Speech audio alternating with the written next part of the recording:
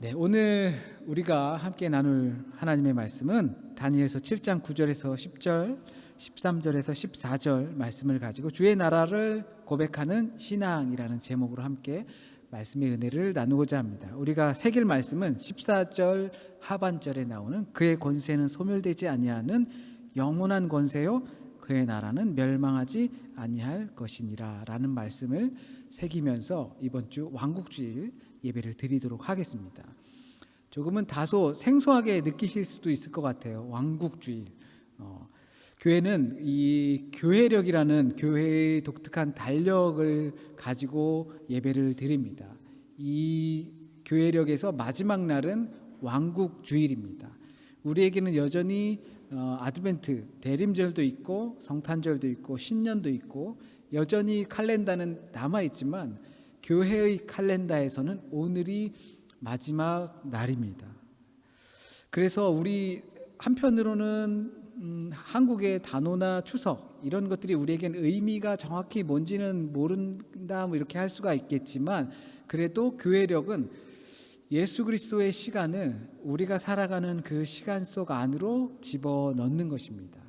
그러면서 그 교회력을 우리가 묵상하면서 살아가게 되는 것은 예수 그리스도의 생애가 내 시간 속에서 같이 흘러가고 있다는 것을 의미하는 것입니다. 그래서 이 절기와 교회력을 지킵니다. 이 왕국주일은 이 세상의 끝에서 완성될 하나님의 왕국을 생각하는 주일입니다. 하나님의 나라는 이미 이루어졌습니다. 그러나 아직 이루어지지 않은 나라, 주님께서 오실 그날에 하나님께서 약속하신 그 왕국이 이루어지는데 그때를 생각하는 주일입니다. 다르게 표현하면 그것이 현재적 의미로 되려면 예수 그리스도가 나의 왕이다 라고 고백해야 한다는 우리의 믿음을 되새기는 주일이기도 합니다. 소위 국가의 3요소, 나라가 이루어지려면 하나님의 나라, 왕국이니까 나라가 이루어지려면 세 가지가 필요하다고 합니다. 주권, 그리고 영토, 그리고 백성, 국민이 있어야지만 된다고 합니다. 주권과 영토가 있는데 국민이 없으면 그건 나라가 아니게 되는 거고, 주권이 없으면 또한 그건 빼앗긴 나라가 되는 것이고, 온전한 독립된 개체로서의 나라가 인정받으려면 주권이 있어야 되고, 그리고 영토가 있어야 되고, 국민이 있어야 되는 것입니다.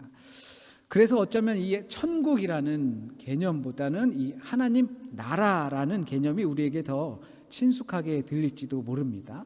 그래서 이 하나님의 나라에도 역시 이 세 가지 요소가 필요하다고 봅니다. 하나님의 주권이 필요합니다. 하나님의 통치, 하나님의 다스림, 하나님께서 친히 다스리는 그 주권이 필요합니다.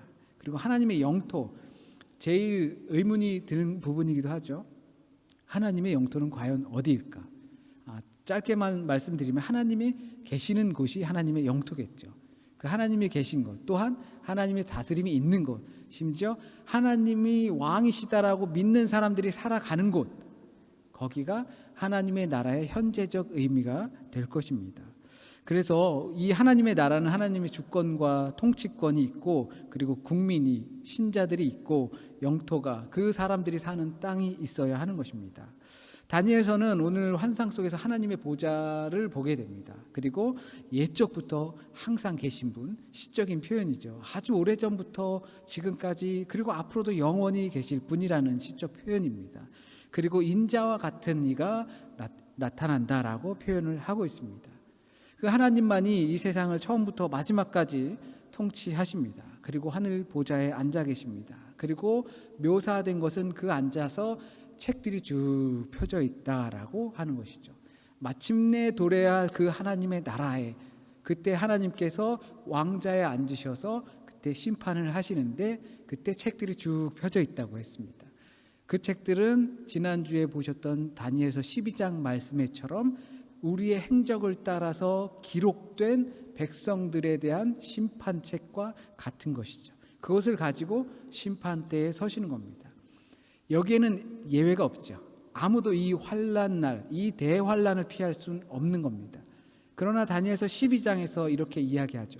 그 책에 기록된 사람들은 그 환난을 통과하여 구원을 받게 될 것이다.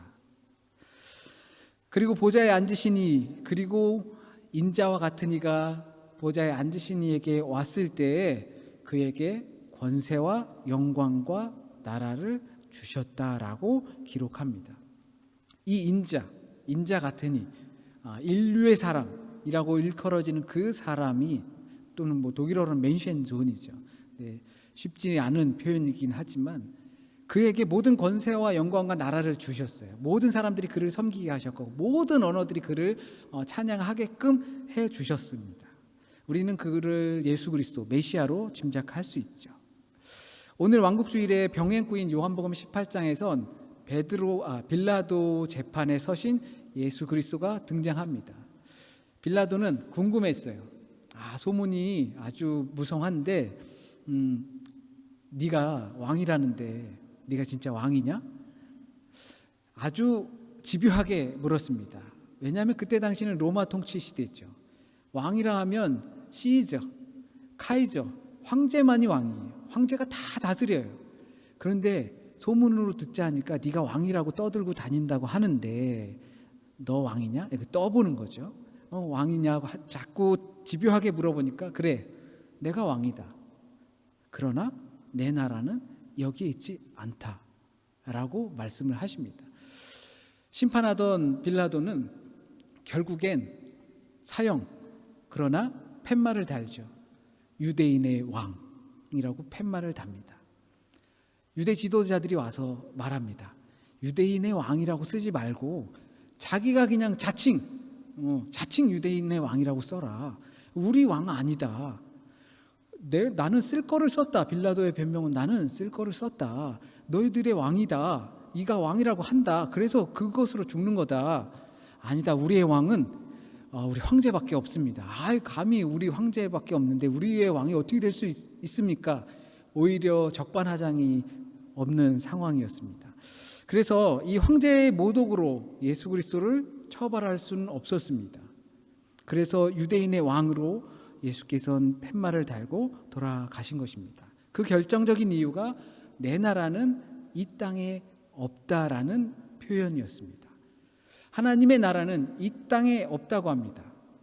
하나님의 나라는 이 땅에 없습니다. 그러면 어떻게 해야 될까요? 그리스어로 이 하늘 나라에서 이 하늘이라는 것은 우가누스라는 말입니다. 나라는 바실레이아, 천상의 통치가 되는 것입니다. 그러니까 그곳에는 통치하는 곳, 하나님께서 계신 곳이 되는 것이고, 우리는 너무나 지금 우주선을 쏘아 올리고 하는 시대에 하나님이 저 천상에 계실까? 우주가 엄청 크다면서요? 은하계가 지금 태양계 말고도 엄청 많다면서요? 빅뱅이 막 하면서 그런 일이 있다면서요? 그런 시대를 살아가고 있는 우리로서는 과연 하나님이 저 천상에 계실까? 저 천장에 계실까? 창세기에서 말한 그 위의 물, 거기에 하나님께서 계실까? 라고 의문을 가질 수밖에 없습니다. 왜냐하면 물리적인 사건으로 우리는 알 수 없기 때문에 그렇죠. 그렇다면 하나님께서 단순하게 물리적인 공간에 계신다면 거기가 하나님 영역이겠죠. 이곳에 계시지 않다고 했으니까. 첫 번째로는 그 의미는 하나님께서 계신 곳이 하나님의 나라, 하나님의 영토, 하나님의 다스림이 있는 곳일 것입니다.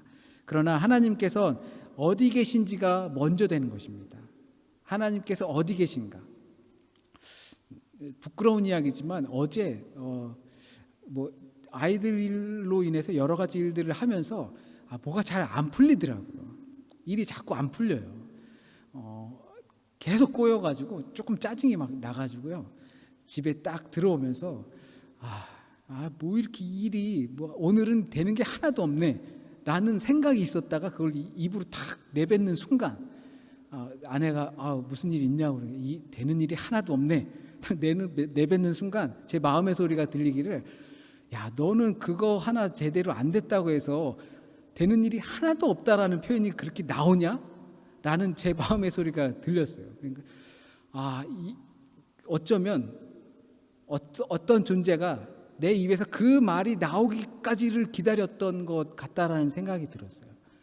그래서 작은 일 하나 안 된 거지만 더 많은 일들을 하나님께서 나를 위해서 운행하시고 또 이끌어 주시고 계시는데, 몇 가지 일들 내가 원하는 것들이 안 됐을 때 되는 일이 하나 없다라는 표현이 가당키나 한가라는 생각을 했습니다.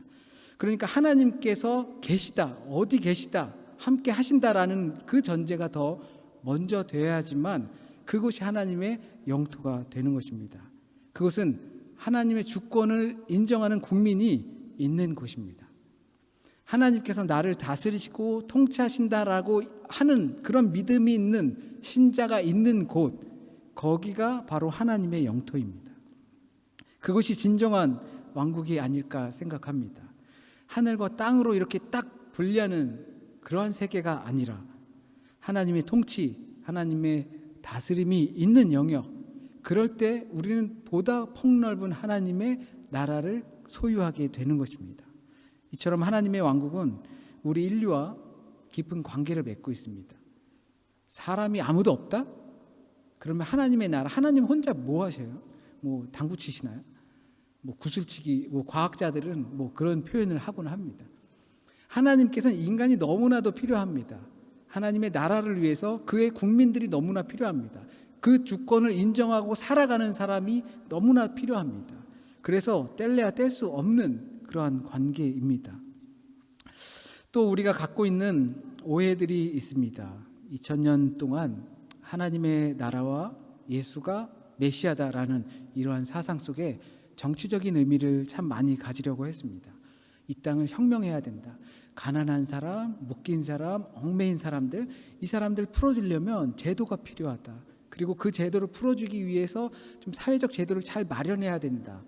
너무나 중요한 부분이긴 하지만 모든 이 땅에 이루어질 평화, 하나님의 평화를 법적으로 구체화시키려고 하는 그러한 방법, 그것은 제자들이 가졌던 예수님에 대한 오해였습니다.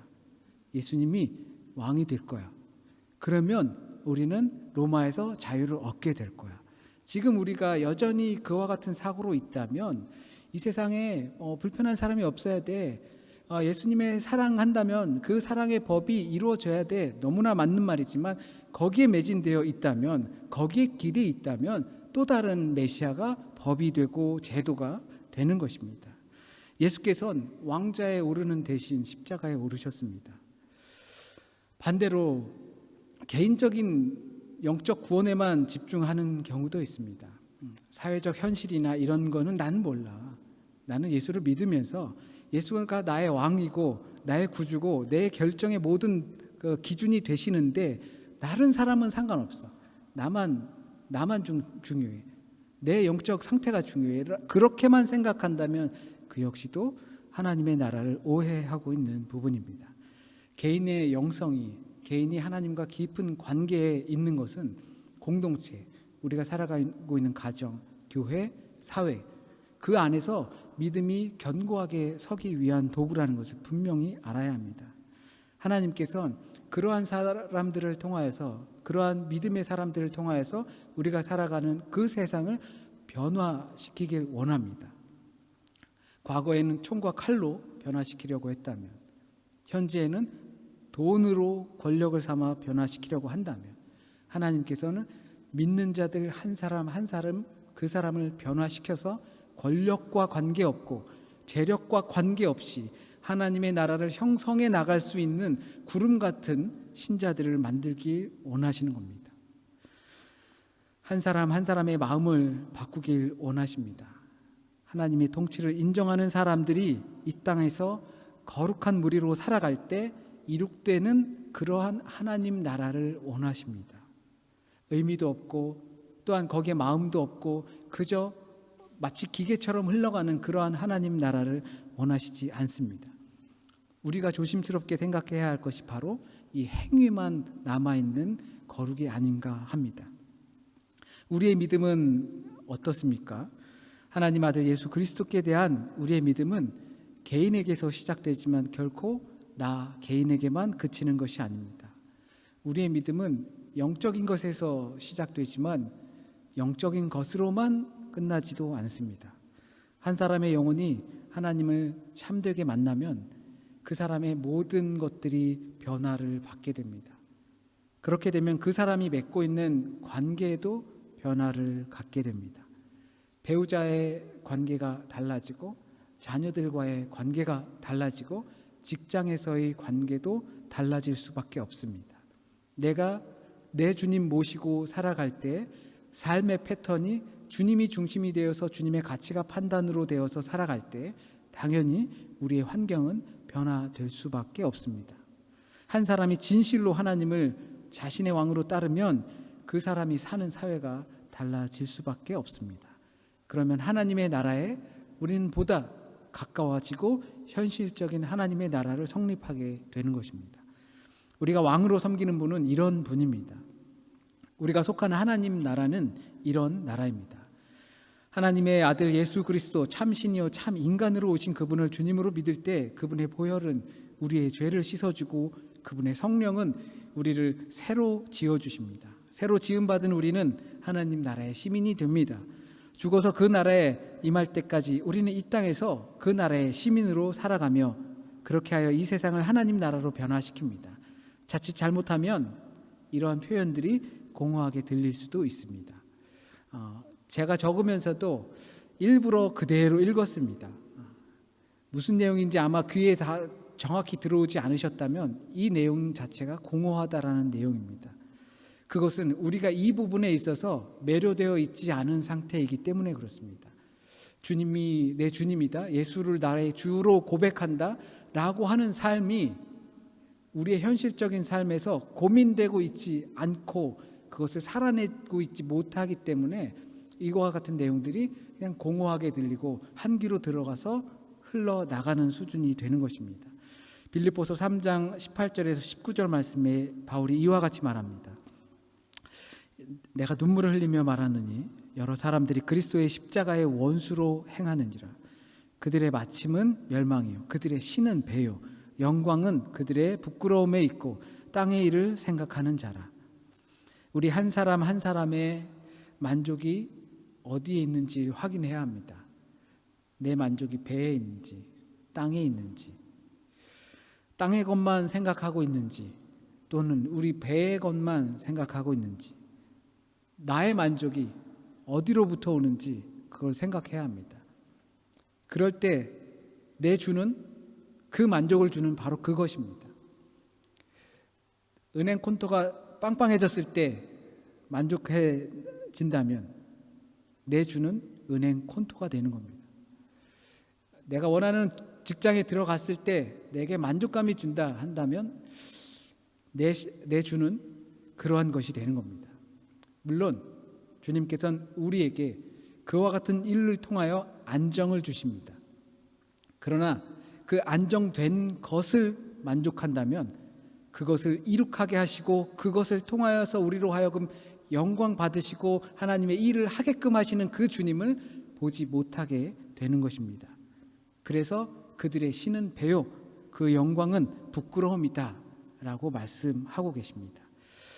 우리의 믿음은 나에게 어떤 변화를 일으킵니까? 우리는 그 믿음으로 하나님의 나라를 보았습니까? 우리가 이미 그 나라의 시민임을 믿고 있습니까? 그 나라의 시민다운 삶의 변화가 내 안에 일어나고 있습니까?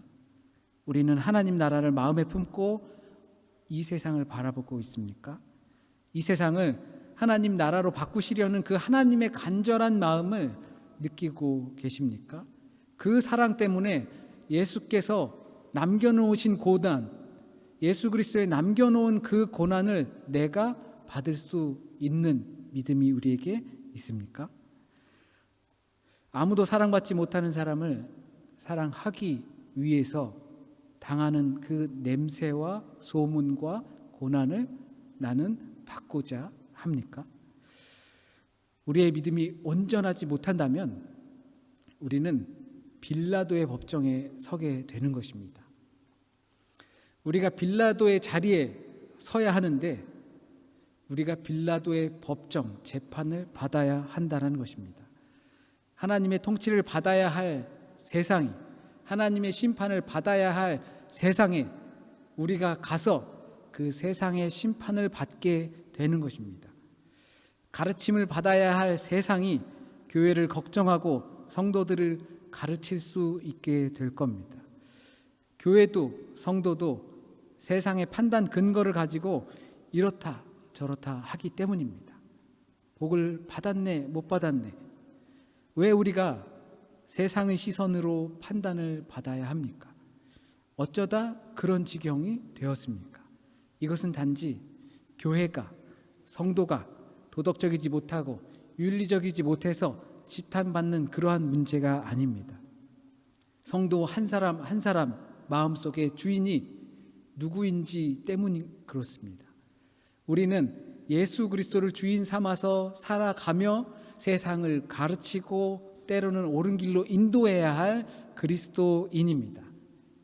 그러나 그들의 우리 성도 안의 주인이 주님이 아니고 다른 것들이 되다 보니까 세상을 쫓아가게 되는 것이고 세상의 가치 판단을 받게 되는 것입니다. 그러다 보니까 복을 받았네, 복을 받지 못했네 라는 표현이 나오게 되는 것입니다.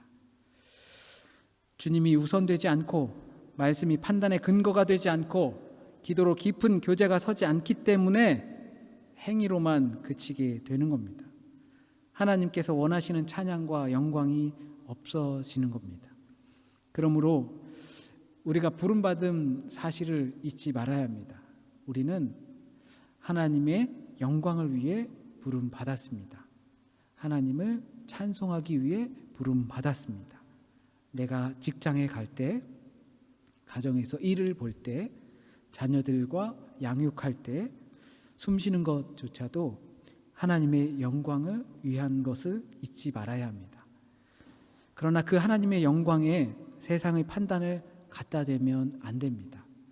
어떤 결과로 인해서 나는 하나님께 영광 돌리는 것이 아니라는 겁니다.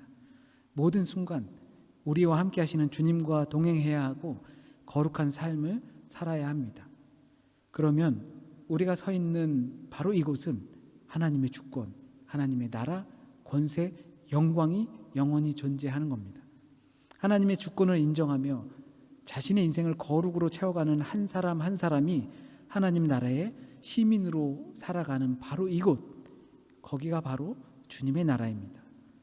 그 사람들은 자기 네임밸류 올려보려고 세상이 살아가는 그 방식대로 거짓으로 속이면서 세상의 가치관대로 모르겠지 살아가지 않습니다. 그러나 주님의 방법대로 살아가려고 하다 보면 두려울지도 모릅니다. 걱정스러울지도 모릅니다. 왜냐하면 확신이 없기 때문일 겁니다. 또한 이미와 아직 사이를 우리는 거닐고 있기 때문입니다. 그러나 꿈꿔보시길 바랍니다. 지금은 비록 희미한 청동 거울을 보며 내 얼굴을 보는 것 같지만 후에는 얼굴과 얼굴을 맞대는 영광스러운 날이 우리에게 올 것입니다. 내가 그리고 이루고 싶은 그 꿈보다 더 아름다운 날을 우리에게 선사해 주실 것입니다. 그것을 믿으시고 그리고 거기에 소망을 품으시고 우리의 주인 되신 그 주님의 생각과 말씀의 중심으로 판단을 하여서 우리가 살아가는 그 땅이 거룩하고 주님의 복된 땅이 될 수 있기를 진심으로 축복합니다. 기도드립니다. 왕 되신 주님, 내 안에 주님, 내 마음 속에서 깊이 고백합니다. 세상의 수많은 가치와 판단들 그 가운데에서도 주님께서 나의 가치입니다. 어느 것보다 헤아릴 수 없는 큰 가치입니다. 이와 같은 고백을 하면서 살아갈 때 우리는 여전히 흔들림 가운데 살아갑니다. 그러나 우리는 방향을 잃지 않습니다. 비록 흔들릴지언정 내가 가야 할 그 목적지를 흔들리지 않습니다. 주님께서 우리와 함께 계시고 나의 삶의 기준이 되어주시고 나의 삶의 우선이 되어주시는 그 주님께서 나와 동행하시기 때문에 우리는 흔들리지 않습니다. 주님, 한 주간을 살아갈 때에도 주님께서 왕 되시어 주인 되시어 모든 기준이 되어 주시어 우선 되어 주셔서 우리의 삶이 주님과 동행하면서 큰 기쁨 가운데 영원한 안식 가운데 그것을 경험하며 살아갈 수 있는 한 주간이 될 수 있도록 인도하여 주세요. 주님, 혹시라도 잘못 전해진 말씀이 있으면 이 시간 이곳에서 또한 각자의 자리에서 주님께서 우리에게 하고 싶으신 말씀들, 그것들만 우리의 마음속에 남게 하여 주시고 또한 뿌리 내리고 열매 맺게 주여 우리의 삶을 인도하여 주세요. 각자의 삶의 자리를 위해 하나님 함께하여 주세요. 함께하여 주시어서 승리의 자리들이 될 수 있도록 인도하여 주세요.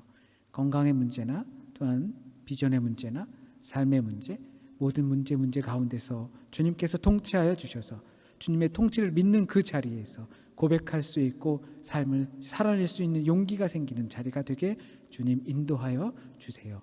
모든 말씀 우리 주님 예수 그리스도의 이름으로 기도드립니다. 아멘.